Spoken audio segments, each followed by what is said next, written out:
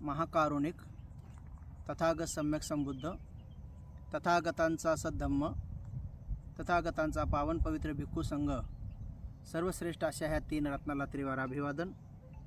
Bodhisattva doctor Babasaheb Ambedkar यांच्या समग्र धम्मक्रांतीला शेवटच्या श्वासापर्यंत समर्पण। अनंत पुण्याचे भागीदार श्रद्धेय उपासक आणि उपासिकांनो, या जंबूद्वीपामध्ये सर्वश्रेष्ठ अशा सम्यक संबुद्धांना बोधी ज्ञानाचा लाभ करून घेण्याची महान अशी पुण्यसंधी प्राप्त झाली। ही या जंबूद्वीपाची विशेषता आहे, म्हणजे भारत देशाची विशेषता आहे। तेव्हा भारत देश म्हणजे जंबूद्वीप हा मोठ्या प्रमाणामध्ये विभागलेला होता। पाकिस्तान, बलुचिस्तान, अफगाणिस्तान, बांगला या संपूर्ण बॉर्डरपर्यंत कन्याकुमारीपासून हा संपूर्ण प्रदेश एक छत्रशाली एका छत्राखाली होता। त्या संपूर्ण प्रदेशामध्ये बौद्धमय वातावरण होते। बुद्धाचे तत्वज्ञान, बुद्धाचे ज्ञान हे संपूर्ण भागात प्रसारित झालेले होते। कालांतरानंतर पुढे भगवंताच्या धम्माचा या ठिकाणी ऱ्हास झाला। अनेक लोकांनी त्याचं आचरण करणं सोडून दिलं। वेगवेगळे कारण आहेत, त्याचे अनेक कारण आहेत आणि साहजिकच या देशामध्ये पुन्हा एकदा लोक अधर्माच्या मार्गावर चालू लागले। परंतु बाबासाहेबांच्या पुण्याने पुन्हा ह्या देशामध्ये भगवान तथागत सम्यक संबुद्धाचा धम्म, जो शील समाधी प्रज्ञेवर आधारित आहे, जो दुःख अनित्य अनात्मावर आधारित आहे, जो कार्यकारण भावावर आधारित आहे, प्रतीत समोत्पाद सिद्धांतावर आधारित आहे, तो धम्म इथं मोठ्या प्रमाणात प्रकाशित झाला। परंतु त्या धम्माचा प्रचार आणि प्रसार जोमानं घराघरात होण्यासाठी इथे बौद्ध धम्माचे प्रशिक्षण केंद्र उभे राहणे अत्यंत आवश्यक आहे।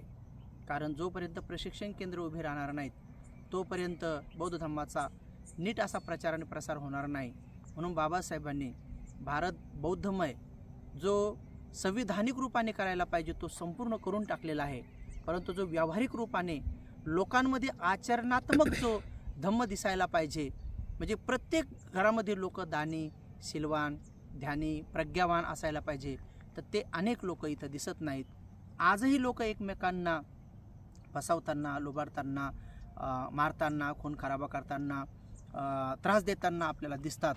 तर ह्या सगळ्या गोष्टी त्यांना कार्यकारण भाव माहीत नसल्यामुळं, कारण आपण केलेले कर्म हे आपल्याला भविष्यात दुःख देणारे आहेत हे त्यांना नीट प्रज्ञेनं न कळल्यामुळं लोक असं करतात आणि त्यामुळं अशा प्रज्ञावान लोक बनवण्यासाठी त्याचे प्रशिक्षण केंद्र उभे राहणं गरजेचं आहे।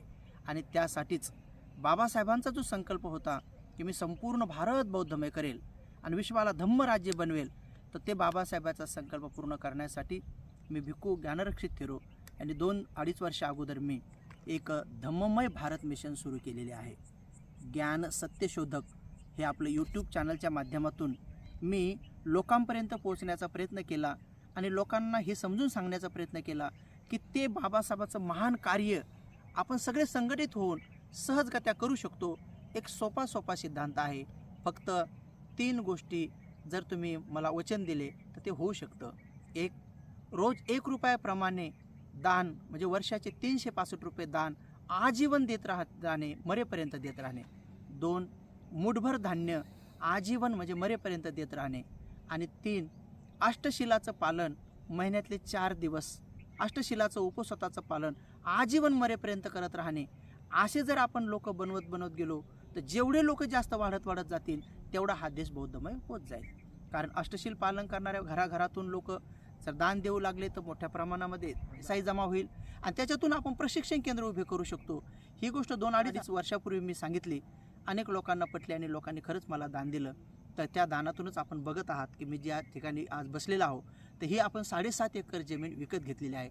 आपण बघू शकता बघा, हिचा परिसर हा संपूर्ण मोठा परिसर आहे। जवळजवळ 25 गुंठ्याचा रोडही आपण विकत घेतलेला आहे। ही 7.5 एकर जमीन आपल्याला सगळ्यांना जे दिसत आहे, जिथं झाडांना जे कलर दिलेला आहे बघा, तर पार त्या डोंगरापर्यंत आपली ही 7.5 एकर जमीन आपण विकत घेतलेली आहे। ह्या जमिनीमध्ये आपण काय करणार आहोत, तर इथं चिवरामध्ये शिकणारे जे मुलं मुली आहेत त्यांच्यासाठी आपण CBSE पॅटर्नची इंग्लिश मीडियमची शाळा काढणार आहोत की जेणेकरून ते शालेय शिक्षण घेतील आणि रिकाम्या वेळेमध्ये धम्माचं प्रशिक्षण घेतील, सेल्फ डिफेन्स प्रशिक्षण घेतील, जागतिक पूर्ण स्पर्धा परीक्षेचं नॉलेज प्राप्त करतील, कम्प्युटरचं एक्सटर्नल इंटरनल नॉलेज प्राप्त करतील आणि अशा रीतीनं सर्वांगीण विकासाचे ते मुलं मुली जेव्हा बनतील तर आतून बाहेरून ते बौद्ध धर्माचं आचरण करणारे जे बनतील त्यातून काही आचरक बनतील आणि काही प्रचारक बनतील. आणि म्हणून इथं इंग्लिश मिडियमची स्कूल राहणार आहे, इथं दवाखाना राहणार आहे, तिकडं वृद्ध भिक्खू भिक्षुणीसाठी उपासक उपासिकांसाठी राहण्याची व्यवस्था एक नगर आर्य मैत्री सद्धम नगर बसवल्या जाणार आहे. आणि समोर बघा ते लिंबाचं झाड आहे, त्याच्या पलीकडं एक पगोडा, भव्य दिव्य पगोडा, ज्यामध्ये आपल्या सम्यक संबुद्धांची पवित्र अस्थी असेल आणि त्या अस्थीवर भगवंताचा पगोडा असेल. तिथं विपස්සना केंद्र, मेडिटेशन सेंटर जवळजवळ 2 एकरमध्ये असेल. असा हा 7.5 एकरच्या परिसरामध्ये आपण एक मोठा प्रोजेक्ट घेऊन जात आहोत.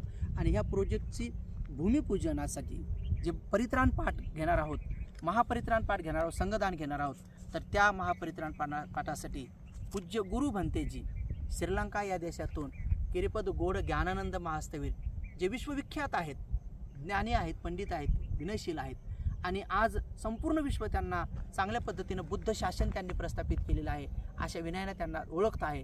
ते पूज्य पावन भंतेजी या ठिकाणी येणार आहेत आणि आपण इथे एक निग्रोध बोधिवृक्ष पण लावणार आहे. निग्रोध बोधिवृक्ष म्हणजे काय? निग्रोध म्हणजे बरगद म्हणजे वडाचे झाड. तर अनेक लोकांना हे माहीत नाही की वडाचे झाड हिंदू उपासक उपासिका त्याची पूजा करतात, उमराच्या झाडाची हिंदू उपासक उपासिका पूजा करतात. अनेक लोकांना असं वाटतं की ते झाड हिंदूचं आहे, तसं नाही आहे. हा निग्रोध बोधिवृक्ष आहे. तर या निग्रोध बोधिवृक्षाखालीच महाकाश्यप सम्यक संबुद्धाला ज्ञान प्राप्त झालेले, बुद्धत्व प्राप्त झालेले आहे. त्यामुळं तो बोधिवृक्ष आहे. एका सम्यक संबुद्धाला उंबराच्या झाडाखाली पण उंबराच्या झाडाखाली सुद्धा ज्ञान प्राप्त झालेले आहे, त्यामुळं तोही बोधिवृक्ष आहे. आणि सिद्धार्थ गौतम बुद्धांना पिंपलाच्या झाडाखाली ज्ञान प्राप्त झालेलं आहे, म्हणून तोही बोधिवृक्षच आहे. म्हणून आपण प्रथम निग्रोध बोधिवृक्षाचं रोपण पूज्य ज्ञानानंदजी महास्तवीर गुरु भंतेजी श्रीलंका यांच्या शुभ हस्ते करणार आहेत. 24 नोव्हेंबर 2023 रोजी हा भव्य दिव्य कार्यक्रम इथं आहे आणि याची ही तयारी जवळजवळ 1 महिन्यापासून सुरू आहे. हा संपूर्ण परिसर JCB बुलडोजर लावून आम्ही साफसफाई केलेला आहे आणि खूप सुंदरसं भव्य दिव्य इथं पेंडॉल टाकल्या जाणार आहे. भोजनाची व्यवस्था आहे, भिक्षू संघाच्या भोजनाची व्यवस्था आहे आणि इथे एक अखंड दीप प्रज्वलित केल्या जाणार आहे. हे अखंड दीप म्हणजे काय आहे? तर भगवान बुद्धाच्या ज्ञानाचं प्रतीक म्हणून जसं आपण मेणबत्ती, अगरबत्ती, फुलं लावतो, हे प्रतीक आहेत. एक प्रज्ञेचं प्रतीक, एक शिलाचं प्रतीक, एक फूल आणि तेथेचं प्रतीक. तसं भगवान बुद्धाच्या बुद्धत्वाचं प्रतीक म्हणून पूर्वी लेण्यामध्ये विहारामध्ये एक अखंड दीप चालायचा, जो दीप दिवस रात्र तेवत राहायचा भगवंताच्या प्रज्ञेचं एक सन्मान म्हणून आणि रात्रीच्या अंधारासाठी आपल्याला वापर म्हणून. अशा दोन्ही कारणाने ते दीप, अखंड दीप लेण्यांमध्ये चालत होते. 500 वर्षानंतर या भारतातली अखंड दीप परंपरा लुप्त पावली, पण श्रीलंका, थायलंड, ब्रह्मदेश या देशांनी ती मात्र खंडित केली नाही. आजही त्यांच्याकडे धम्म तसा कायम आहे. आपल्याकडे 500 वर्षानंतर तो नष्ट झाला. म्हणून पुन्हा एकदा गुरु भंतेजीच्या शुभ हस्ते आपण इथं अखंड दीप लावणार आहे, जो की पिढ्यानपिढ्यापर्यंत विझणार नाही. म्हणजे तो पुन्हा बौद्ध धम्माच्या प्रचार आणि प्रसारासाठी इथं साक्ष देत राहील की होय, स्वातंत्र्य, समता आणि ते बंधुत्व इथं बाबासाहेबांनी संविधानात दिलेलं आहे. ते आता घराघरामध्ये वावरत आहे. मैत्री आहे, करुणा आहे, मानवता आहे. लोक प्रेमानं वागणं सुरू करतील. म्हणून माणुसकीचं बीज काढण्यासाठी ही भूमी कामात येणार आहे आणि या भूमीला आम्ही नाव दिलेलं आहे. कारण हे बाजूला गिरी आहे, गिरी म्हणजे पर्वत, तर म्हणून या जागेला आम्ही नाव दिलेलं आहे संघगिरी. इथे भरपूर मोर आहेत, हरणं पण आहेत, म्हणून संघगिरी मयूर मृगदाय वन. या गावचं नाव आहे आडगाव जावळे. याचा तालुका आहे पैठण. पूर्वी बौद्ध साहित्यामध्ये महागोविंद सुत्तामध्ये याचं वर्णन आलेलं आहे.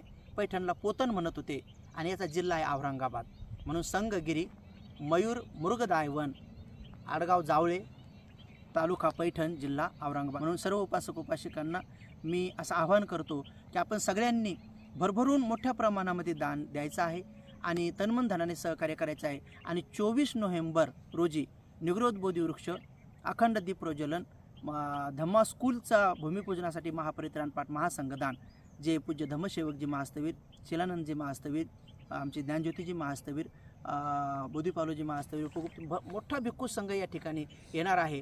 आणि विशेष म्हणजे किरीपत गोड ज्ञानानंद महास्तवीर श्रीलंकेवरून येणार आहे. त्यांच्या शुभ हस्ते हे सगळा कार्यक्रम होणार आहे. म्हणून मी तुम्हाला सगळ्यांना आवाहन करतो की मोठ्या प्रमाणामध्ये पुढे ह्या प्रोजेक्टसाठी दानही पाठवावे आणि या कार्यक्रमासाठी सुद्धा तुम्ही दान पाठवू शकता.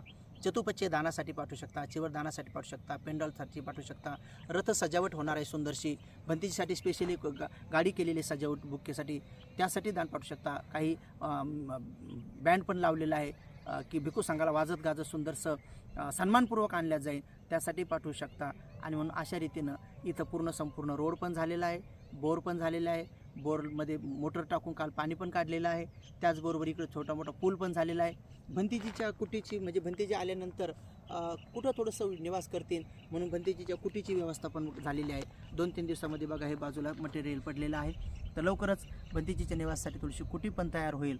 आणि अशा रीतीनं 24 नोव्हेंबर 2023 रोजी होणाऱ्या भव्य दिव्य या कार्यक्रमाची अशी तयारी आहे. म्हणून आपण सर्वांनी यावं. हे गाव औरंगाबादपासून बीडकडे जात असताना 35 किलोमीटर अंतरावर आहे. थापटी तांड्यापासून 5 किलोमीटर पुढे आहे.